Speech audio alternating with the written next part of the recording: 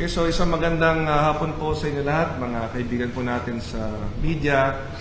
Kayo po ay aking inimbititan sa hapong ito sapagkat dito nga po si Lexter Castro, mas kilalang Boy Dila, na itong mga nakaraang araw po ay naging usap-usapan dahil po sa mga viral videos na lumabas patungkol po sa mga nangyari pamaya namin ng dahil sa aming kapistahan.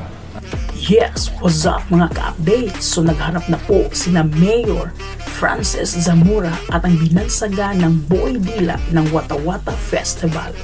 So itong si Lexter Castro or aka as Boy Dila ay naging viral noong binasa niya ang isang rider sa kasagsagan ng Wata Wata Festival. Ngayon mga ka-updates, ating tingnan at pakinggan kung ano ang nangyari sa paghaharap nila ni Mayor Francis Zamora at ni Lexter Castro aka as Boy Dila. Base nga sa aking pahayag kahapon, talagang gusto ko siyang makausap. Gusto ko siyang makausap at gusto kong maintindihan niya na ang kanyang ginawa ay nakakasira sa imahe ng lungsod ng San Juan at ganoon din sa ating Wata Wata San Juan Festival at sa kapistahan ni San Juan Bautista.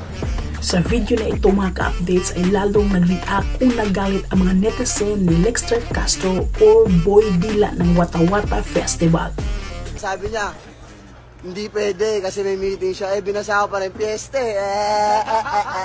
Nagpapasensya po ako sa aming mayor na sinagawa ko po.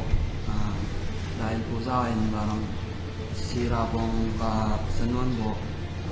Sa lahat po, humingi po ng paumingi sa inyo sa mga sabi ko po sa inyo. Lalo na po sa rider, humingi po ng tawad po sa inyo at gusto ko po kayong makita sa personally na gusto ko po sa inyo humingi ng paumanong po.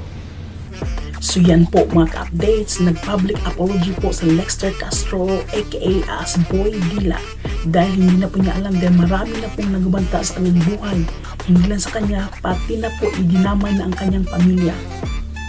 Po sa mga pamilya ko, huwag naman po sana nilang idamay. Kung nagalit po sila sa akin, ako na lang po ang ano yun.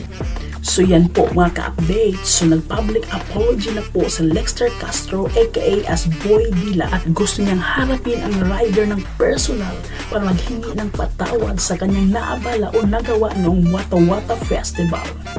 So aabangan na lang natin mga ka-updates ang paghaharap ni Lexter Castro aka as Boy Dila at ang rider na nabala noong Wata Wata Festival. So hanggang sa muli mga ka-updates, huwag kalimutan i-like, comment and subscribe. Maraming salamat po.